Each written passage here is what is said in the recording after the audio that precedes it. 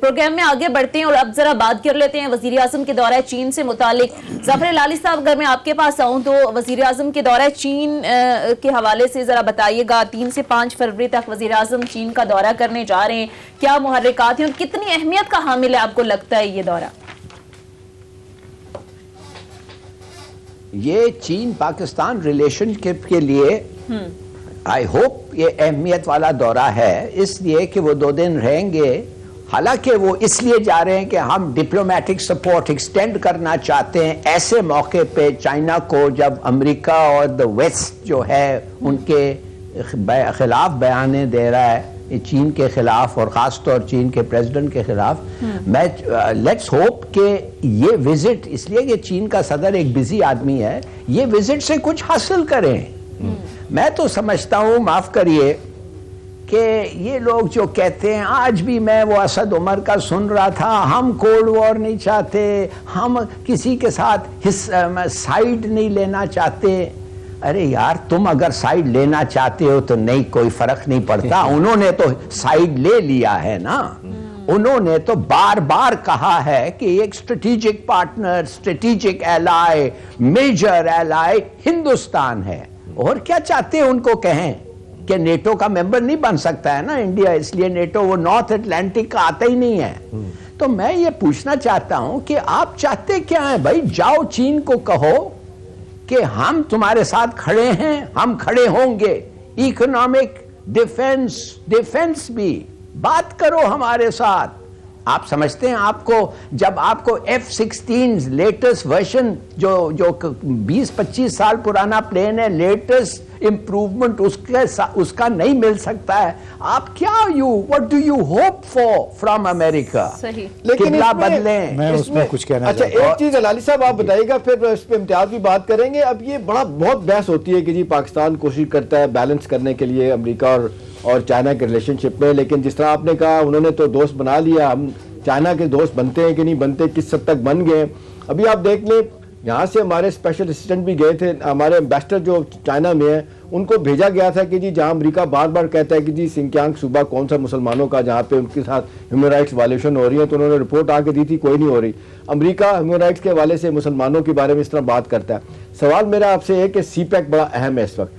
سی pack کے بارے میں کہا جاتا ہے پہلا فیز مکمل ہو گیا, دوسرا لیٹ ہو رہا ہے, جس میں یہ اکنامک زون بننے ہیں, اس کو کیا کہتے ہیں, انویسٹمنٹ ان کی اور آنی ہے, ٹرانسفر آف ٹیکنالوجی ہونی ہے.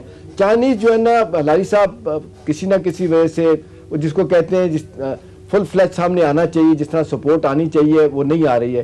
آپ کے خیال میں کیا کرنے کی ضرورت ہے؟ ہمیں کیا, وہ داسو ڈیم والا معاملہ شاید ابھی تک نہیں بھولے, بلوچستان کے واقعات بھی اس طرح ہوئے, اس میں چائنیز جو ہے نا مارے گئے تھے. ابھی آپ کو کیا لگتا ہے کہ ہمیں کیا کرنے کی ضرورت ہے چائنا کی ریلیشن شپ کو بہتر کرنے کے حوالے سے؟ دیکھیے, ہم نے تیاری پوری کر لی ہے, and I will give credit to the government. Special economic zones بن گئے ہیں. پروونشل گورنمنٹ کے تحت جو ہوتے ہیں وہ ان کا فرض ہے گیس سپلائی کرنا, الیکٹریسٹی کرنا, وہ ہو گیا ہے. خاص طور ہم نے بات کی ہے ان کو فٹ ویئر پہ, ٹیکسٹائلز پہ اور فارماسیوٹیکلز پہ. یہ 3 سبجیکٹس ہیں جن کو ہم چاہتے ہیں, ان سے ہم آرڈرز لینا چاہتے ہیں, because we can fulfil the orders. تو میں سمجھتا ہوں کہ, اور ان کا ایک جو یہ خالد منصور جو ہے, میں نے اس کو ملا نہیں ہوں مگر سنا ہے بڑا قابل آدمی ہے, سنا ہے چینی بڑے شوق سے اس سے they welcomed his appointment, اور اس کا بھی اپوائنٹمنٹ ہی reports to the minister of planning Asad Umar. تو میرے خیال میں جی اب رہ کیا گیا ہے, we should be on all, the word should be go from now on.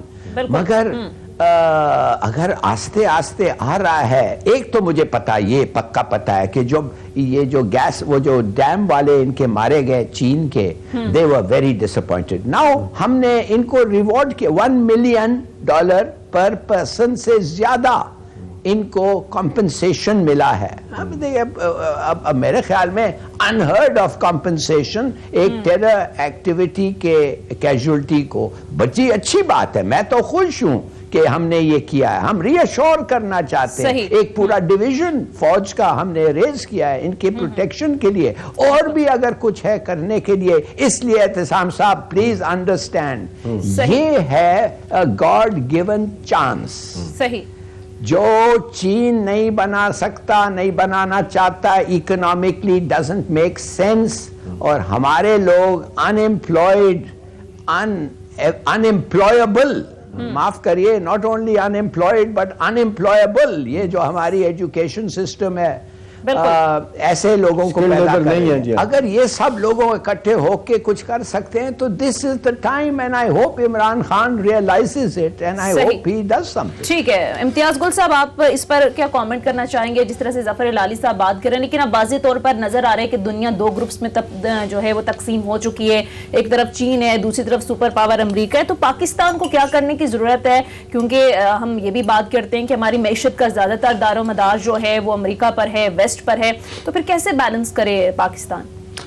دیکھیے, ایک بات تو بڑی واضح ہے کہ گزشتہ ایک برس کے دوران امریکہ نے مسلسل پاکستان کو ذلیل اگر نہیں کیا تو نظر انداز ضرور کیا ہے. آج تک صدر بائیڈن ہماری خفیہ دوروں کے باوجود وہاں سے ایک فون کال نہیں آئی. 3 سال سے یہاں پہ امریکہ کا سفیر نہیں ہے. ڈیموکریسی سمٹ ہوا تھا 9-10 دسمبر کو, اس میں پاکستان کو یعنی وزیر اعظم کو شرکت کی دعوت ملی, لیکن وہ کیسے, ایک بالکل غیر سنجیدہ قسم کا سیشن تھا. اس میں انہوں نے کہا کہ پاکستان کے وزیر اعظم 3 منٹ کا ویڈیو کا پیغام دے دیں, وہ ہم وہاں پہ نشر کر دیں گے. ہمارا مسعود خان صاحب گئے ہوئے ہیں, نومبر سے انتظار کر رہے ہیں کہ ان کو وہاں پہ اگریمنٹ مل جائے. آج تک ان کو, اب دیکھیں نومبر دوسرے ہفتے کی گئی ہوئی ہے ریکویسٹ, اتنا اس میں عرصہ گزر گیا ہے. تو اس تمام چیزوں سے کیا ظاہر ہوتا ہے؟ یعنی امریکہ ہمارے ساتھ تعلقات قائم نہیں کرنا چاہتا اس انداز میں جس انداز میں ہمارے دفتر خارجہ میں لوگوں کی خواہش ہوگی. وینڈی شرمن نے 8 اکتوبر کو دلی میں بیٹھ کے یہ واضح کر دیا تھا کہ ہم پاکستان کے ساتھ, میری بات میں اگر پوری بات کر لوں, انہوں نے یہ واضح کر دیا تھا کہ اب ہم پاکستان کے ساتھ پرانی جہد کے تعلقات نہیں چاہتے ہیں, ہمارا قبلہ اب ادھر ہے, اور اسلام آباد میں جب میری ملاقاتیں ہوں گی میں اس سے ضرور آگاہ کروں گی اپنے بھارت میں جو ہمارے ہم منصب ہیں ان کے ساتھ ان کو. تو اس تمام کا آپ کے نتیجہ کیا نکالنا چاہیے؟ نتیجہ یہ نکالنا چاہیے کہ آپ چین کے پاس اب جا رہے ہیں. میرا اپنا یہ خیال ہے کہ یہ دورہ دونوں ملکوں کے تعلقات کے لیے کایا پلٹ ہوگا. اس میں پاکستان کو مزید امداد بھی ملے گی. چینی حکام اور ان کے جو صدر ہیں وہ بھی دیکھ رہے ہیں کہ پاکستان کتنی مشکلات میں, صرف اس وجہ سے کہ وزیر اعظم نے کہا ہوا ہے کہ ہم نتھی ہیں, ہمارا مستقبل چین کے ساتھ. بریک لیں گے احتشام صاحب, واپس آئیں گے بریک کے بعد. پھر سر آپ کا میں کامنٹ لوں گی. ناظرین مخت لیتے ہیں, اسٹے ود اس کی طرف آؤں گی, شارٹ کامنٹ کیجیے گا, پھر ہم ہلالی صاحب کی طرف جائیں گے. میں یہی بات کروں گا, میں جو امتیاز سے پوچھوں گا, پھر امتیاز اگر جواب دیں گے تو پھر ہلالی صاحب سے بھی پوچھ سکتے ہیں. مجھے جو لگ رہا ہے امتیاز اور ہلالی صاحب, جو پاکستان کو نقصان ہو رہا ہے یہ بیلنس کرنے کے چکر میں, نہ امریکہ کو ہوئے نہ چائنا کو ہوئے. ہماری دوستی بہت ہے, لیکن دیکھیں امریکہ چائنا کے ساتھ لڑائی کے باوجود بھی آج $640 بلین کی ٹریڈ ہے. $450 بلین کی وہ امریکہ کو ایکسپورٹ کرتے ہیں. $100 بلین سے زیادہ انڈیا کے ساتھ ان کی ٹریڈ ہے, لڑائی مار کٹائی کے باوجود. ہمارا دیکھتے بیلنس آف ٹریڈ کتنا ہے, 5-7 بلین سے زیادہ نہیں ہے, وہ بھی ان کے حق میں ہے. اب سوال یہ ہے کہ چائنیز جس طریقے سے جو خبریں آتی ہیں, جو رپورٹ بھی کیا جاتا ہے کہ ان کی ریزرویشن نہیں ہے, ان کو یہ بھی امتیاز بڑی کہا جاتا ہے کہ انہوں نے کہا کہ آپ نے IMF کو وہ ڈیٹیلز کیوں بتائیں کہ جو چائنیز کمپنی جتنے انٹرسٹ ریٹ پہ کام کرتی ہیں وہ ہمیں بتائیں. پاکستان کتنا برا پھنسا ہوا ہے, FATF ہے, اب IMF ہے, ساری باتیں ان کو بتائی جا رہی ہیں. امریکہ ہماری بات نہیں سن رہا, ہم کہاں جائیں, کدھر جائیں؟ ہمارا معاشی استحصال ہو رہا ہے, ہمارا استحکام کیسے ہوگا, کیا ہوگا؟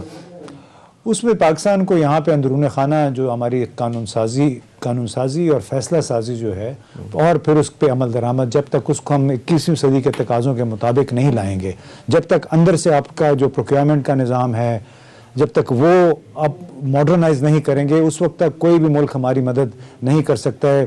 ہم ابھی بھی ہماری جو بیوروکریسی ہے, ہمارے بینکس جو ہیں, ابھی تک 19ویں صدی کے قواعد و ضوابط کے مطابق چلے. جو مائنڈ سیٹ ہے وہ 19ویں صدی کا ہے.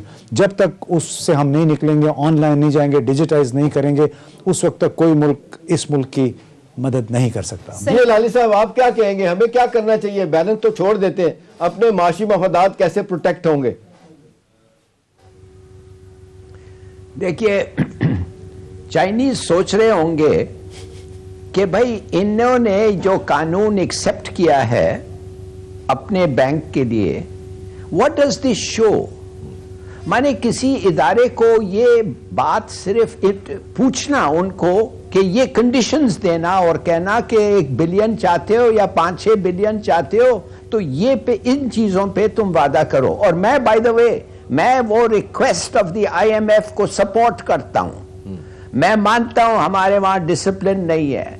मैं समझता हूं कि हम लोग उधार लेते जाएंगे, हम लोग पैसे प्रिंट करते जाएंगे। आपने वो कहानी सुना होगा, जब सुना एक आर्मी चीफ एक हमारे पॉलिटिकल प्रेसिडेंट के पास गए थे, political president, I don't mean military president, और उस प्रेसिडेंट को कहा था कि 30% मुझे ज्यादा पैसे चाहिए, हमारे फौज जो लड़ रही है वजीरिस्तान में बड़ा अच्छा लड़ रहे हैं। तो उन्होंने कहा नहीं 30% नहीं।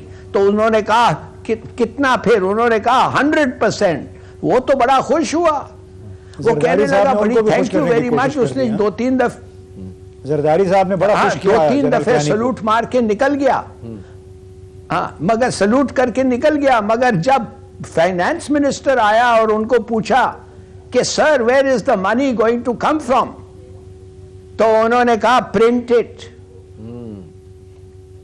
देखिए, जब तक आप अपने पैसे दे रहे हैं और आपका बोरोवर कह रहा है कि मैं छाप के वर्थलेस पैसे वापस करूंगा, क्या मैं लेंडिंग और नहीं करूंगा, बोरोइंग और नहीं, I am going to give you know assurance, तो वो कहेगा थैंक यू वेरी मच, तो फिर मेरे से पैसे ना ले। इसलिए कि दूसरे जो लोग मेरे साथ पैसे मिलके हम सब दे रहे हैं आपको, वो मानेंगे नहीं ऐसी बात, उनको फिर उनके पैसे वापस कभी नहीं मिलेंगे।